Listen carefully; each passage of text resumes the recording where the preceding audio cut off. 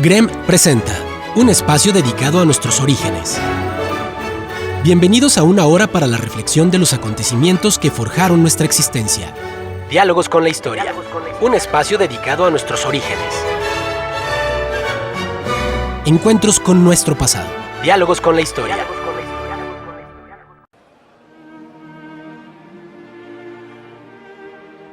Muy buenos días, estimados amigos del grupo Radio Estéreo Mayral. Hoy es sábado 28 de octubre de 2023 y es un grato placer darles la más cordial bienvenida a esta mañana de historia.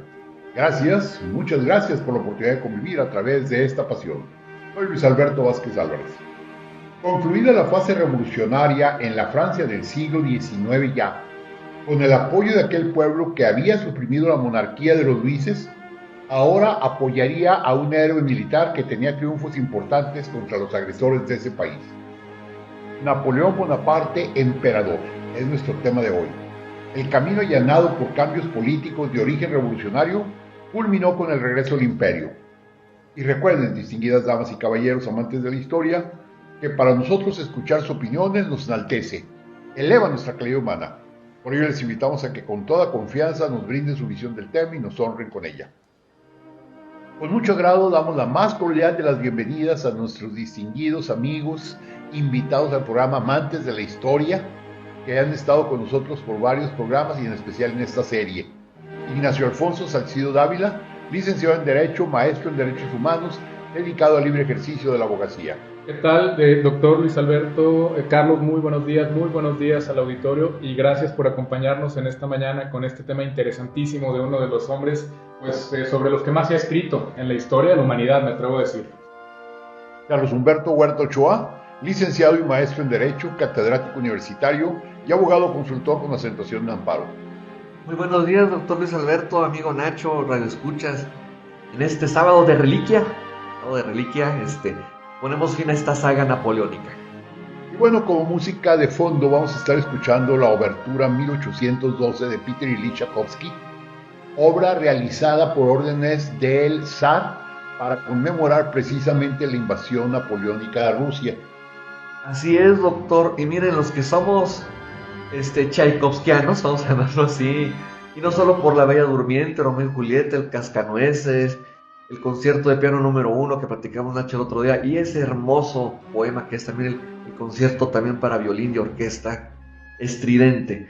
Pues sí, precisamente, yo les invito a que vean en los canales de YouTube, o si tienen todavía sus viejos CDs, que esa obertura, sabemos que la obertura por lo general es la primera parte de una sinfonía, pero en este caso es un concierto maravilloso, con una duración varía según la versión de entre 14 y 18 minutos más o menos, y precisamente empieza, ahí Tchaikovsky se permite un poquito, pareciéndose un poco a doña Yasmín Esquivel, a plagiarse estrofas de la Marsellesa, a Carbonell también, perdón, de la Marsellesa, el famoso taratatan, tan, tan, tan, tan, perdón la entonación, pero no soy tan musical, Oye, pero no se la plagia, la utiliza. Bueno, la utiliza, sí, bueno, vamos a llamarla así, pero es dentro de eso. Entonces, y uno se imagina el avance de las tropas napoleónicas enfrentando al heroico e histórico ejército del zar, del emperador ruso, porque eso era lo que era un zar. Entonces, de un momento, precisamente a partir del minuto 12 al 16 o 14, digo, depende mucho de la versión grabada, cuando se oyen precisamente la batalla y los cañones que en su momento, digo, depende mucho de la versión, se hacen con un timbal, que hacen los timbales es un tambor un poco más grande con un convexo y que hace un sonido súper espectacular. Bien ejecutado, bien puede parecer como un gong chino o un tambor africano, pero estirado se oye así como los cañonazos. Y ese se ejecuta no con una batuca, no con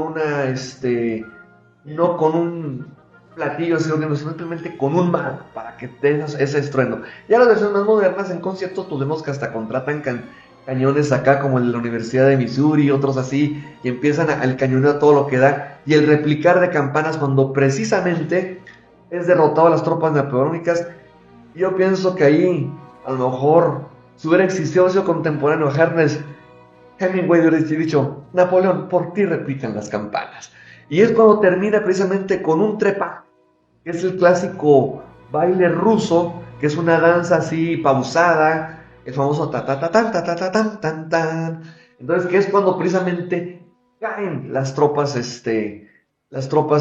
napoleónicas ante ese muro que fue precisamente el ejército ruso, y ese, vamos a decir, el se finí de prácticamente la era napoleónica. Entonces, por lo pronto, con esta anécdota musical, también otras anécdotas literarias, como Alejandro Dumas padre, en El Conde de Montecristo, aquella escena cuando precisamente Edmond Dantes es abordado por el vicefiscal diciendo, y desembarcaron en la isla de Elba, ¿sí? Y vieron al gran mariscal Napoleón también ahí. Entonces, creo que ha sido mito, leyenda, y vamos a concluir precisamente esta saga.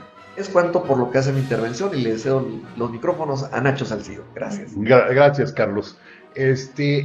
Ahora bien, el programa pasado nos quedamos justo en la campaña, la aventura maravillosa de Napoleón en Egipto. Un hecho histórico único porque combina lo que es una campaña militar con una campaña científica. Dicen que llevaba tantos científicos que algunos eran más soldados que científicos. Pero bueno, el licenciado Ignacio Salcido Dávila nos va a dar una visión más clara de lo que fue la campaña de Egipto y su abrupta salida de aquel lugar. Así es, doctor, que de hecho muy polémica la salida, porque analizado objetivamente, pues abandona las tropas, bajo la razón que haya sido, pero abandona las tropas. ¿Dónde nos encontramos en el momento histórico? Es 1797, y Europa Occidental, esta Francia postrevolucionaria, todavía revolucionaria, porque coinciden los historiadores en que la revolución termina poquito después de que termina la campaña de Egipto, con un tema que vamos a abordar también el 18 Brumario. Entonces todavía es esta Francia convulsa, pero lo cierto es que se había logrado dominar a la primera coalición, y el único país que estaba todavía en franca guerra con Francia era Inglaterra, y el directorio necesitaba dar estabilidad al país, dotarlo de estabilidad, y para eso pues la guerra era el mecanismo que mejor les había funcionado, y sobre todo teniendo un general del talento de Napoleón Bonaparte. ¿Y qué es lo que hacen? Le conforman un ejército de 120,000 hombres y le dan el mando de ese ejército a Napoleón, y bajo la encomienda de buscar controlar las hostilidades británicas. La primera alternativa, una invasión. Pero Napoleón, pues, si algo tenía, era un genio militar. Y lo primero que hace, en lugar de generar una campaña irreflexiva, bélica, es asistir personalmente a los astilleros, visitarlos, ver cuál era realmente la fuerza en cuanto a guerra naval que podía ofrecer Francia frente a Gran Bretaña, y se da cuenta que no hay manera. Entonces desiste de un ataque frontal, de una conquista, pero en contra de ese desistimiento propone una alternativa que consiste en pretender, por un lado, volver a conquistar las que eran las colonias francesas de Oriente, y por el otro lado asfixiar económicamente a Francia, a Inglaterra, perdón. Si no pueden tener un ataque frontal en contra de Inglaterra, entonces pues van a cortar todos los canales de comunicación que existen con el Imperio Británico para poder atacar, que de hecho es lo que hace también mucho después con el bloqueo continental económico que conforma. Nunca puede hacer un ataque frontal contra Inglaterra. La estrategia es esa, y la busca mediante una campaña en Egipto. Él tenía un particular interés personal, sabemos que era un hombre ambicioso, extremadamente ambicioso, y una de las obras fundamentales, de hecho nos recuerda la saga de programas anteriores, una de las obras que lo marca es Vidas Paralelas, las vidas paralelas de Plutarco, y precisamente en la porción de la obra, bueno, en la obra individual que analiza a Alejandro Magno y a Julio César. Esa obra marca a Napoleón Bonaparte, y al ser representativa para él quería emularlos, y va a la conquista de Oriente. Entonces propone este plan al directorio, y el directorio lo ve con buenos ojos por dos cuestiones. En primer lugar, si tiene éxito, pues efectivamente sería un gran golpe para Gran Bretaña, este torniquete económico que implicaría el tener el control de todos los canales de paso, doctor, no me equivoco, pero eso es lo que antiguamente era la ruta de la seda. ¿Sí? Sí, Entonces todo el comercio de Oriente pasa por allí, y si uno controla eso, entonces controla todo lo que se pudiera comerciar, y es un golpe tremendo para la economía británica. Y si no tiene éxito, por el otro lado, también el directorio lo veo con buenos ojos, porque Napoleón Bonaparte, debido a los grandes éxitos que había conseguido en la campaña de Italia, a la forma tan abrumadora y tan contundente en que había conseguido vencer a la primera coalición, ya era una figura no nada más militar, sino política, y el directorio lo veía como una persona a tener en cuenta y a tener con la que tenemos que tener cuidado. Entonces, si se va y gana, muy bien, ya después veremos la forma de controlar el aspecto político. Si se va y pierde, también, porque necesitaríamos en todo caso debilitarlo políticamente. Entonces, Napoleón se embarca, y si algo tenía al principio de su carrera, que de hecho cuando viene el ocaso dice que su sino o el destino lo abandona, pero en un principio estaba con él el destino, porque lo comentamos en el programa anterior, él se exponía en el frente de batalla, en las primeras líneas cuando lo necesitaba, al principio. Y aquí también tiene una gran suerte, porque sabemos de la potencia naval que poseía el Imperio Británico, y que tenía a su propio Napoleón, pero de los mares, que era el comandante Nelson. Entonces el comandante Nelson tiene conocimiento de que va a salir una expedición francesa, y que el destino es Egipto, y entonces está en búsqueda de las naves francesas para atacarlas y destruirlas antes de que pudiera siquiera empezar la campaña, pero no los encuentra por niebla, y aparte hubo un vendaval y se sufre daños la flota británica. Tienen que regresar a repararlos, y cuando intentan de nuevo la búsqueda ya es demasiado tarde. Napoleón desembarca y comienza con una serie de victorias, y la más representativa, creo que todos hemos escuchado, los que hemos leído un poquito de la vida de Napoleón, esa batalla de las pirámides, en la que sus fuerzas eran superadas de 2-1, pero tenía a su favor no nada más un ejército extremadamente preparado, con una moral elevadísima, sino aparte el genio militar. Él decía, las potencias más poderosas del mundo militarmente es la Gran Armada, y yo represento otra gran armada. Entonces son dos ejércitos contra uno. Y los mamelucos tenían un poderío de alrededor de 38 a 40 mil hombres, mientras Napoleón, su fuerza máxima numérica era entre más o menos 21.000 hombres. ¿Y cuál es la forma en la que consigue ganar esa batalla a pesar de la inferioridad numérica? Mediante el genio militar. Se da cuenta de que la principal fuerza de ataque de los mamelucos es la caballería, y entonces divide a sus fuerzas en cuadros pequeños que están flanqueados por cañones y bayonetas.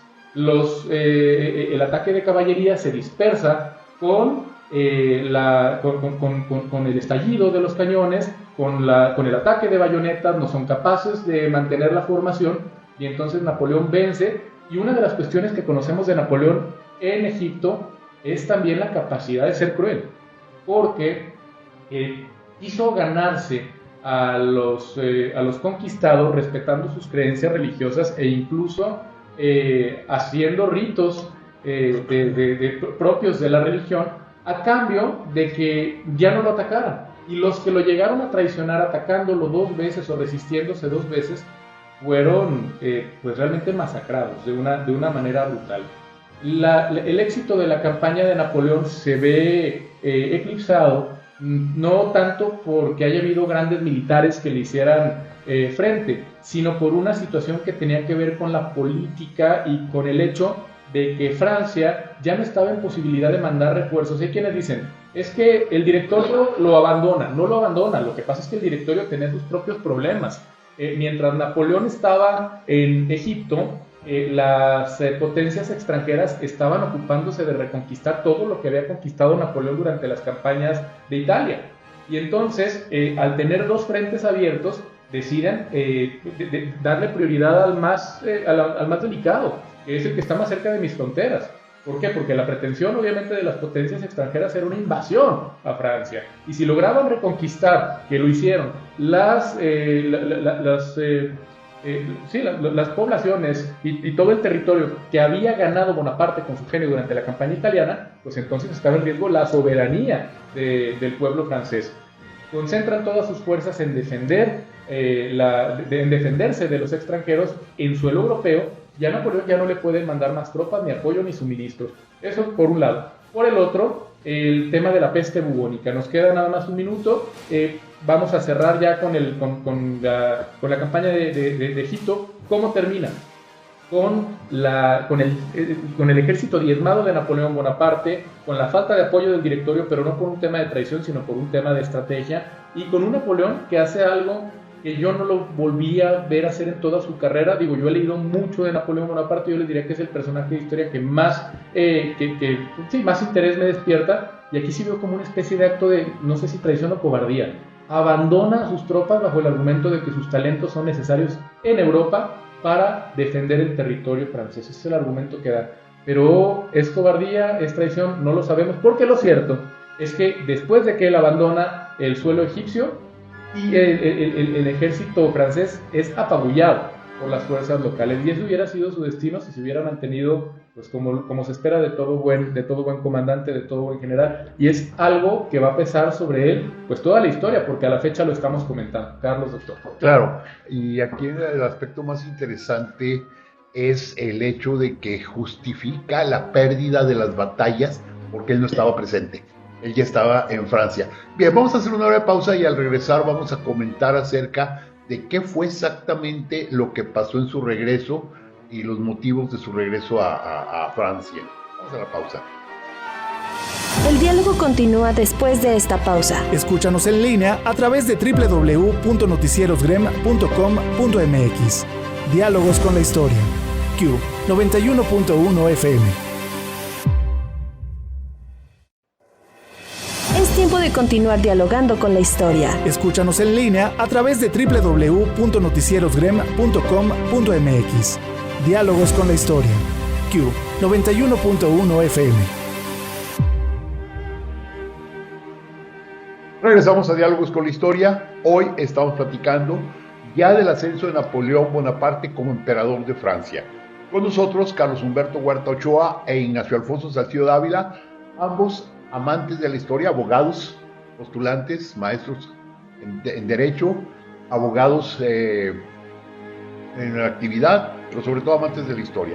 Y bueno, nos comentaba el licenciado Salcido hace un momento respecto de la salida de Napoleón de Egipto, pero también es importante destacar que esta campaña fue muy científica. En primer lugar, yo creo que el gran logro fue el encuentro de la famosa piedra Rosetta, que es un obelisco, es una piedra, sí, una bajorrelieve, escrita en 3 idiomas. Y eso es lo más importante de todo, porque de allí nace lo que va a ser el conocimiento de los jeroglíficos egipcios, y se va a poder traducir toda la riqueza de Egipto a partir de ella.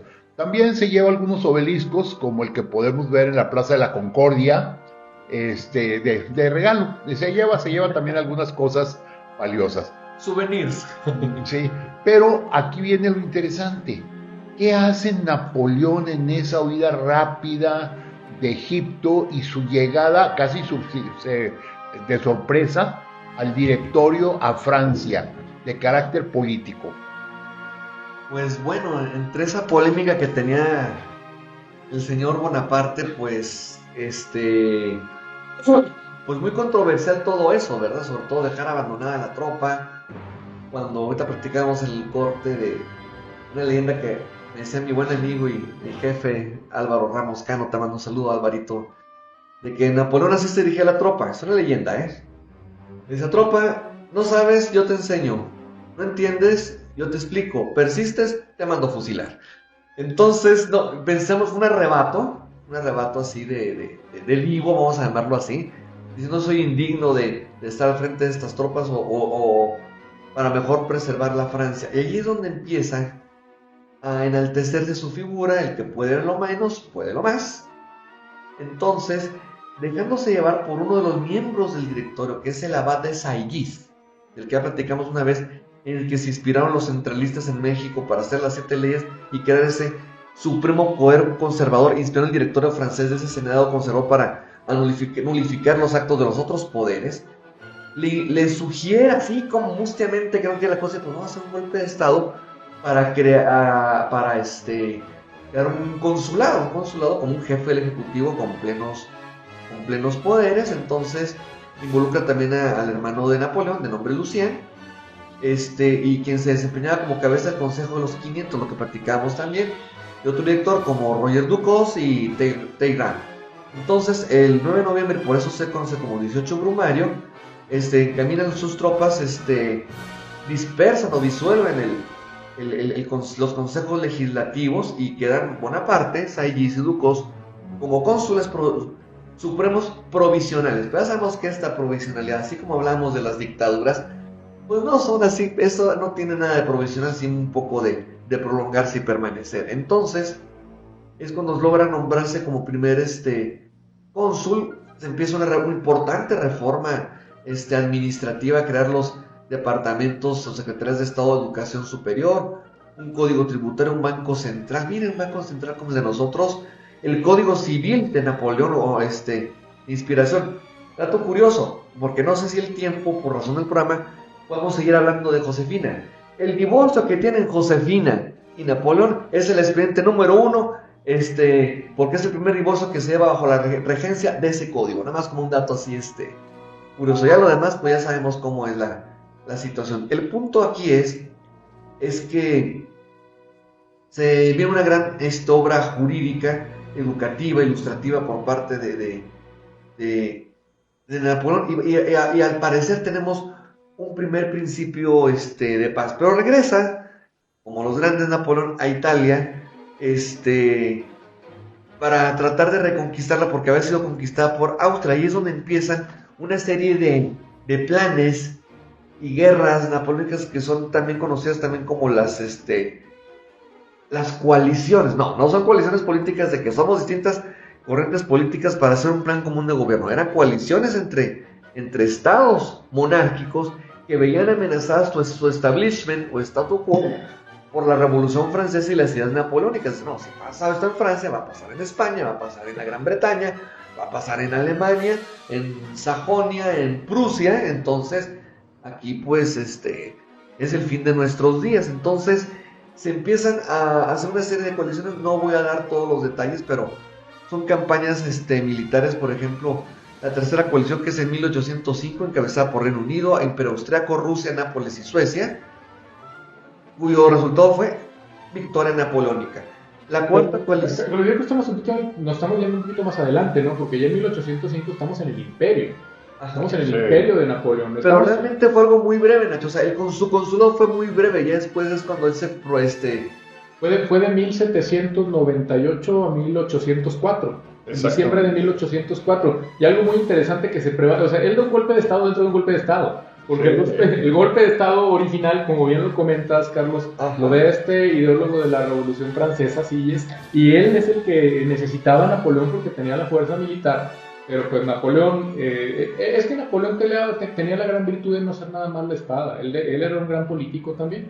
Y entonces, en el momento en el que un político lo invita únicamente como brazo fuerte, como ejecutor, pues él dice, es que tú me necesitas a mí, pero yo no te necesito a ti. Y aprovecha la situación para tomar el poder él mismo, y se prevale incluso del orden alfabético de su apellido, porque a través de la constitución que se dicta mediante este secuestro de la asamblea, el consulado, si bien se conforma por 3 personas, había un primer cónsul. ¿Y qué es lo que dice Napoleón? Bueno, pues que vaya primero el que se apellide con B, y luego el que se apellide era él, Bonaparte. Exacto, orden alfabético. Después estaba Roger Ducos con D y Emmanuel Joseph Sieyès. Entonces, si propone orden alfabético, ¿quién iba a quedar de primer cónsul? Bonaparte. ¿Los demás pudieron ejercer el poder? Realmente no. El poder lo ejerce él desde un primer momento. Y la ambición es muy clara, porque desde el momento en el que da un golpe dentro del golpe,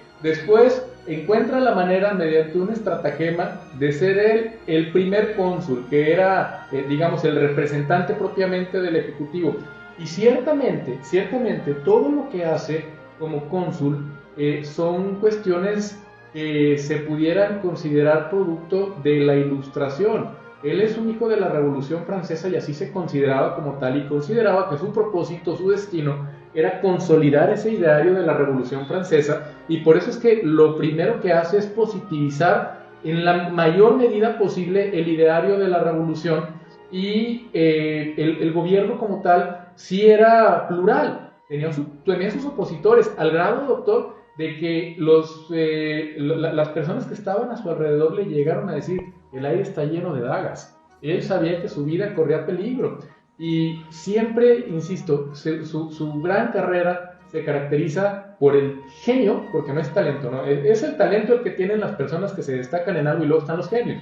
Él era parte, o sea, era una persona que se puede catalogar como un genio político, un genio militar, pero aparte una gran suerte, porque en el año de 1800, él, siendo primer cónsul, todavía, si no me hierran las fechas, todavía no se proclamaba cónsul vitalicio. Porque ese es el paso. Ese es 1804. No, ese es cuando 1802.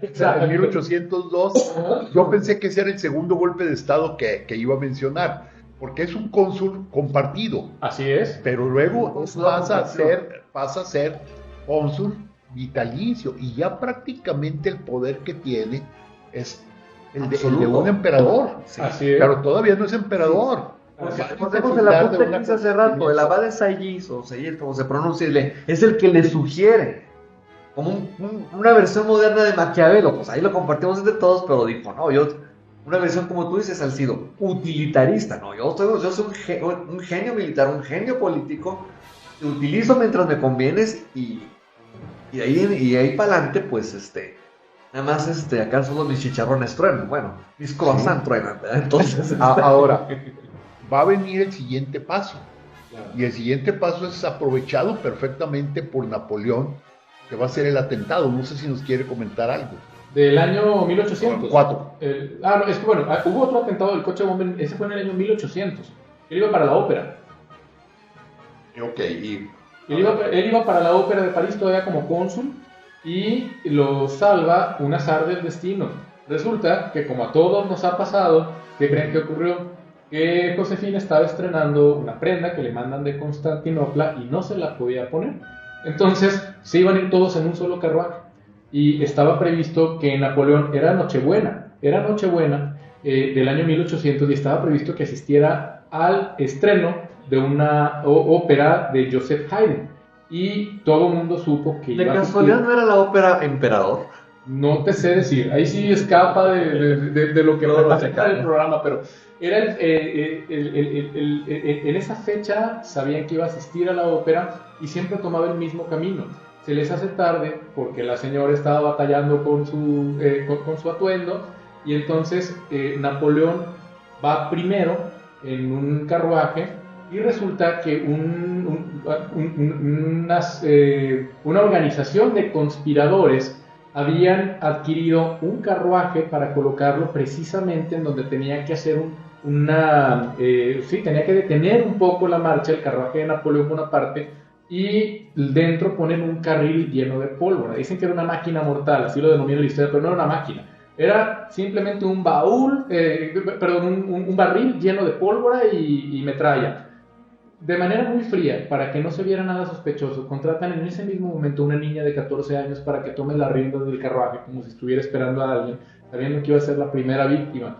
Pero no contaban con el hecho de que Napoleón, gracias a Josefina, iba a tener un retraso en su itinerario, y entonces iba a ir con muchísima prisa. Cuando los conspiradores advierten que se está acercando a Napoleón, calculan mal las distancias, y como se trataba de un mecanismo que estaba activado mediante una mecha, pues prenden la mecha, pero la prenden demasiado tarde, y el carruaje de Napoleón ya había pasado, sale totalmente ileso. Era un maestro de la propaganda. ¿Qué hizo después? En lugar de irse a refugiar y convocar a un consejo de seguridad y ver qué había pasado, se va a la ópera, y todos, conscientes de lo sucedido, lo reciben ovacionándolo de pie.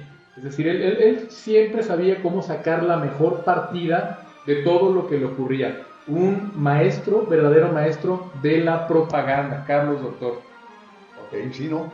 Ahora bien, a mí me gustaría pasar ya directamente al momento en que él toma el imperio, Incluso el detalle que me mencionaba el licenciado Salcido hace un momento respecto de que él siempre va a ser revolucionario, el nombre del imperio va a ser también referente a ese concepto de revolución, porque él no va a convertir a Francia en un imperio, sino en una república imperial. Así es, de hecho es mediante una especie de plebiscito. Él se consolida ya como emperador de los franceses, ¿cierto? Entonces, realmente tenía mucha aprobación. Él tenía al pueblo de su lado, a los políticos no tanto, pero el pueblo francés se identificaba con Napoleón Bonaparte y lo veían como la persona que estaba, o sea, el individuo que había conseguido pacificar el país. Porque recordemos, ¿qué pasó con la Revolución Francesa? Vinieron épocas terribles y no estaban tan lejos. El terror termina en 1794 con Robespierre decapitado, y estamos hablando que 10 años después el pueblo francés, bajo la figura de una república imperial, le pone la corona en la cabeza a un genio militar que había logrado aparte, dicen que Francia nunca había tenido tanta influencia en el mundo, y era verdad. El imperio francés, bueno, todavía no era un imperio, pero lo cierto es que la potencia militar de los franceses y la capacidad de defenderse de los extranjeros nunca había sido tal como la que tenían después de la Revolución, bajo el mando de Napoleón. Definitivamente, y eso es decir, Napoleón va a ser un emperador popular, casi electo popularmente.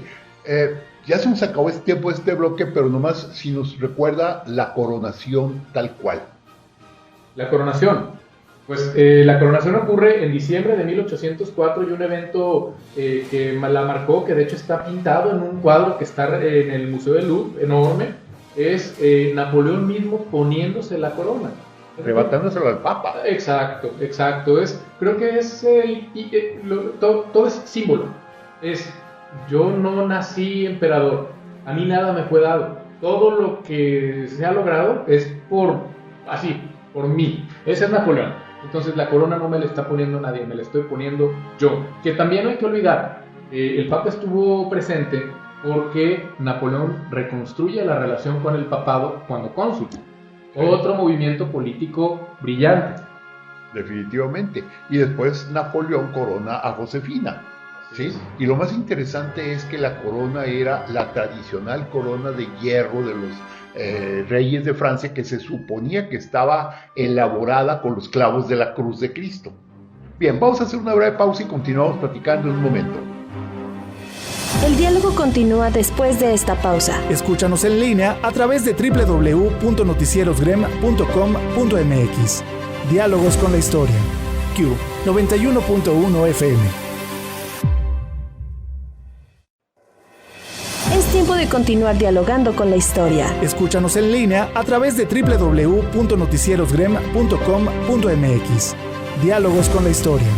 Q 91.1 FM. Regresamos a Diálogos con la Historia.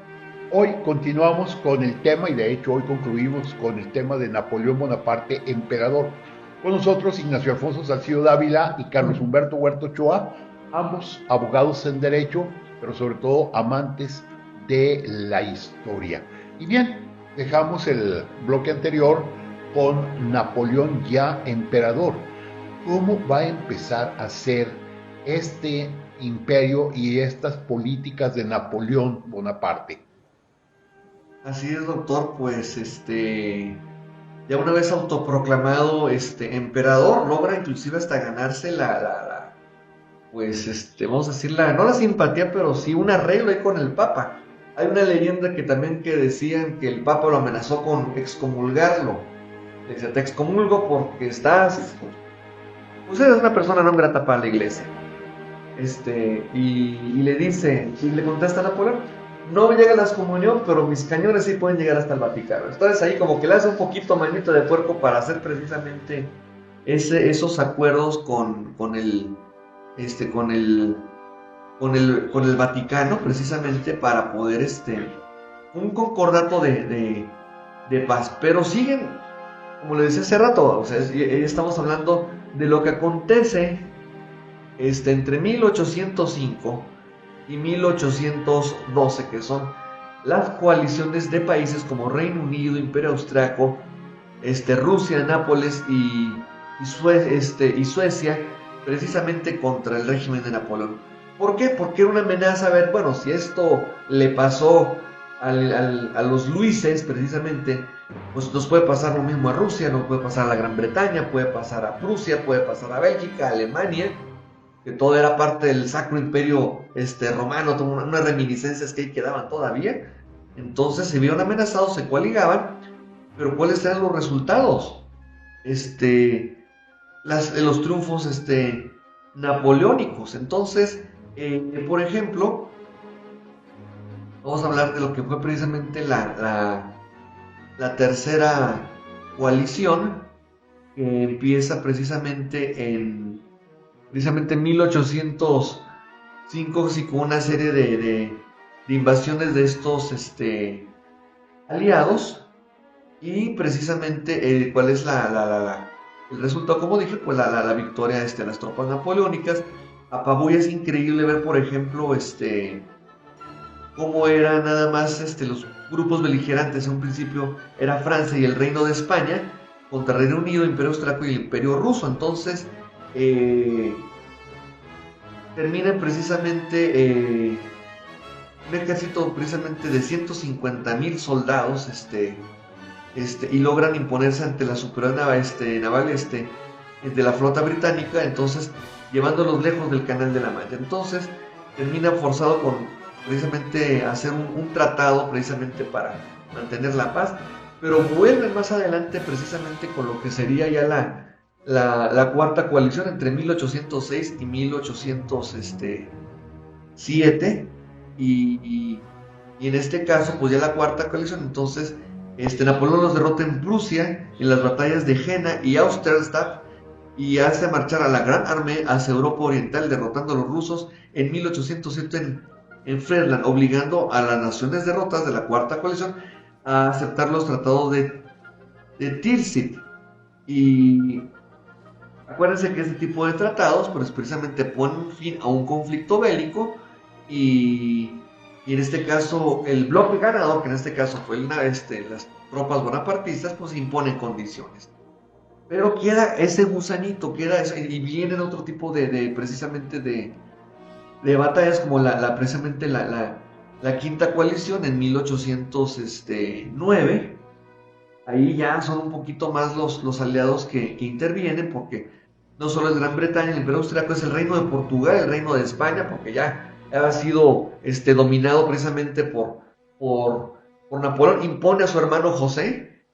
Ahí es donde luchan los Borbones, porque cae Carlos IV, Fernando VII, es cuando empieza su lucha, y se inspira el movimiento independentista en América Latina. Y ahí quiero hacer una observación, y si me lo toman como reproche, no me importa. Andan ahí circulando algunos textos en WhatsApp, en columnas, diciendo que Hidalgo no puede ser el padre de la patria porque apoyaba a Fernando VII. Ya lo dijimos en otros programas. Era un proyecto que se tenía para lograr la independencia, no que fuera menos padre Hidalgo que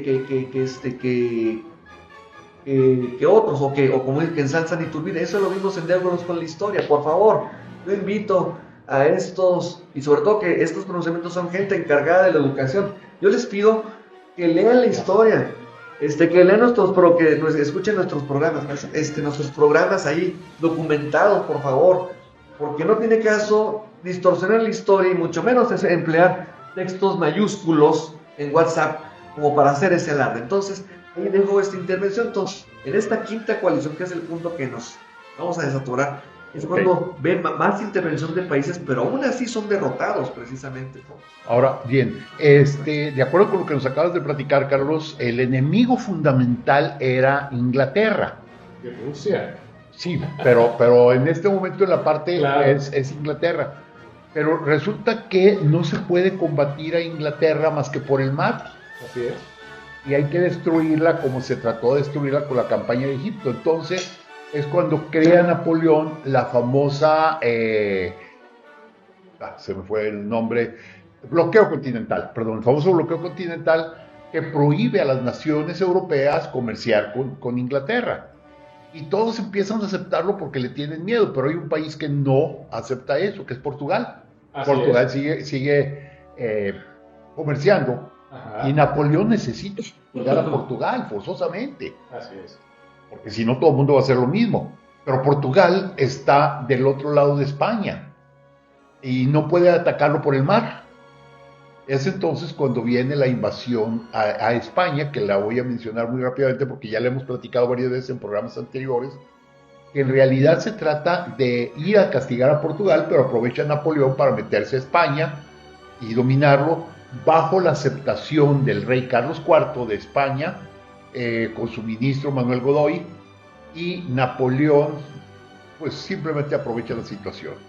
Y ahí es cuando viene la campaña de España, pero por razones de tiempo me gustaría que el licenciado Salcido nos hablara de la campaña de Rusia, que es posterior. Claro, pues sí, muy rápidamente haciendo una reseña. ¿Qué es lo que ocurre con Gran Bretaña? Sí intenta Napoleón hacer una invasión, es derrotado en la batalla de Trafalgar, sabemos, se destruye totalmente tanto la flota francesa como la flota española, eso desde 1805, no fue capaz de hacer frente a Horacio Nelson, muere Horacio Nelson en la batalla de Trafalgar. Napoleón nunca olvida esta intención de invadir el territorio británico, pero nunca lo vuelve a intentar, y viene una serie de victorias. Y el imperio francés se convierte realmente en más de 2 millones de kilómetros cuadrados. Y digo, estamos hablando de entre 1805 a 1812. Llegó a gobernar más de 40 millones de personas, que es muchísimo. Y en cuanto a territorio, pues prácticamente todo el territorio europeo. No por nada se le conoce como el amo de Europa, porque llegó a hacerlo. Y lo cierto es que también en las campañas terrestres era prácticamente invencible. Se dice de él que en total intervino en alrededor de 50 batallas, de las cuales se recuerdan como máximo 3 o 4 derrotas, entre ellas pues la más icónica, que hablaremos un poquito más adelante. Pero bueno, otra de las que lo marca pero es que esta no es una, creo que no se puede catalogar, bueno, no, sí, la derrota en la campaña de Rusia, porque él monta un gran ejército, la gran armada, con una gran cantidad de soldados, y busca invadir el territorio ruso. Emprende la marcha desde Francia con destino a Moscú y se va encontrando, sí, con cierta resistencia, pero en cada batalla, pues sabemos, Napoleón sale victorioso, pero lo que no se esperaba era esta aplicación de la estrategia de tierra quemada, para que el ejército francés se adentrara cada vez más en el territorio ruso, porque por fechas estaba por llegar el invierno ruso. Y entonces, ¿qué es lo que ocurre? Pues me recuerda mucho a lo que pasó por allí de 1942-1943. El invierno ruso es el que derrota al ejército enemigo. Se dice que alrededor... El mariscal invierno. Al mariscal invierno, alrededor del 90% o más del 90% de los efectivos que componían la Gran Armada mueren, desertan o son heridos. En total, finalmente Napoleón, cuando regresa a Polonia después de la campaña de Rusia, regresa desmoralizado, algo que nunca le había ocurrido porque destruyeron su ejército. Las potencias extranjeras saben que ese es el momento, estamos hablando de 1812, 1813, que ese es el momento para lograr aniquilar el régimen bonapartista, y lo consiguen finalmente en Leipzig, una victoria determinante para hacerlo abdicar. Fuerzan a que abdique en Fontainebleau, y hasta eso no creo que lo hayan tratado tan mal, porque le otorgan, él lo llamaba como una roca, terminó en otra roca, pero decía que no era suficiente para él. En la isla de Elba le dicen, bueno, aquí tú vas a ser el soberano, ¿no?, de una isla muy pequeña, con muy poco personal, pero le permitían tener su corte, le permitían las visitas, realmente le seguían dando hasta un rango diplomático. No fue suficiente para él. Él escapa en un avión con muy pocas fuerzas y vuelve a llegar a costas francesas, y lo que consigue es que precisamente por eso, como él era un líder político y en Francia se le quería mucho porque había conseguido pacificar el país y uniformarlo bajo el ideario de la revolución, pues entonces cada pueblo por el que él va pasando se va sumando a su campaña para retomar el poder, porque sabemos que durante este periodo se había restablecido la monarquía. Y quiero hacerle una pregunta rápida. ¿No fue un grave error de la coalición haber vuelto a imponer a los Borbones, o sea, imponer al caso particular de Luis XVIII, y que el pueblo francés precisamente se sienta ofendido, porque ya los había quitado y ahora se los vuelven a imponer, y por ello, en buena medida, ya de por sí Napoleón era todo un personaje, pero en buena medida es luchar otra vez contra el borbonismo. Desde luego, doctor, fue un error político. ¿Por qué? Porque en donde Napoleón cometiera un acto de osadía como el que realizó, que era volver a pisar el suelo francés, el pueblo se iba a aliar con él, que es lo que ocurrió. Y entonces logra recuperar el poder por segunda ocasión, pero solamente 100 días. ¿Por qué? Porque finalmente una coalición de prácticamente todas las potencias europeas lo derrotan en la que todos conocemos, la batalla de Waterloo. Waterloo es un lugar en Bélgica en el que tiene lugar esta batalla de gran trascendencia histórica, en el que las fuerzas napoleónicas finalmente son vencidas. Lo cierto también es que no fue una derrota, ¿cómo se podría decir? No fue sencillo. Napoleón estuvo a punto de ganar Waterloo. Y si hubiera ganado Waterloo, otra historia estaríamos contando, ¿sí? Estuvo a punto de ganar Waterloo, allí el problema fueron sus generales que ya habían envejecido, o sea, ya considerándolos como parte de una fuerza que seguían teniendo quizá la moral tan alta, como en 1792, 1793, se retrasaron en cumplir con los objetivos que él preveía que debían cumplir fácilmente, y finalmente, vamos a hablar de qué ocurre tras Waterloo. Él busca que el gobierno británico lo guarezca, que le den refugio. Él dice, bueno, me voy a vivir para allá, ya no voy a hacer nada, pero ellos en un buque que se llama el Bellefonds, lo ponen bajo la creencia de que lo van a trasladar a Gran Bretaña, y oh sorpresa, que de allí derechito para la isla de Santa Elena, que es una roca en medio del océano Atlántico. ¿Y qué pasa en Santa Elena? Pues es donde empiezan todas estas teorías de conspiración sobre si efectivamente Napoleón muere por causas naturales, porque él llega a la isla de Elba en el año de 1815 y muere 6 años después, y empieza con dolencias gastrointestinales muy pronto.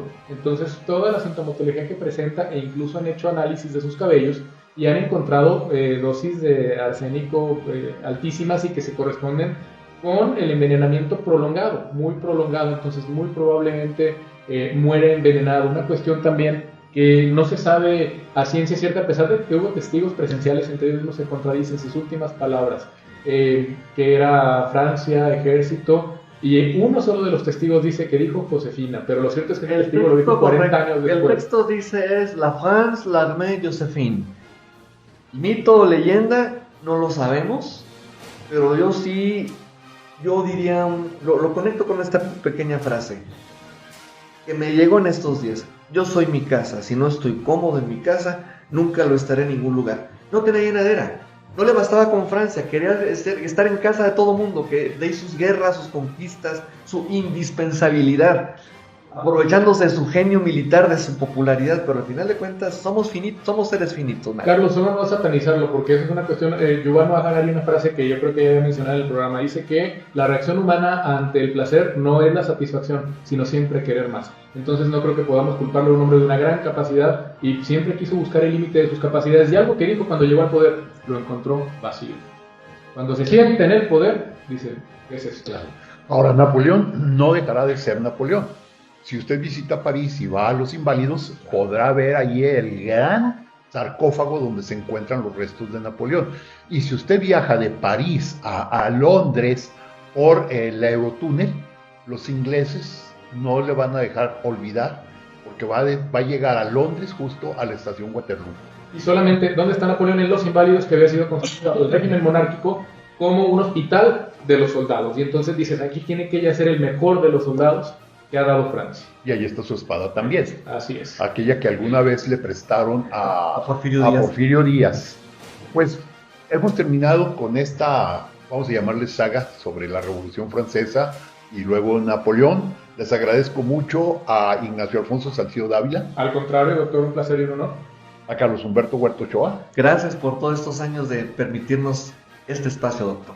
Muchas gracias a mi compañera Claudia Martínez Martel en la coordinación general, a Roberto Ríos en grabación y a ustedes, estimadas amigas, amigos, los esperamos el próximo sábado, ya de noviembre, con una nueva saga que vamos a realizar, que será precisamente sobre los conquistadores, partiendo de Napoleón, de la campaña de Egipto, donde mencionaba el licenciado Salcido, recordaba a Alejandro Magno y a Julio César, dos conquistadores previos a él. Muchas gracias, muy buenos días, muy feliz fin de semana.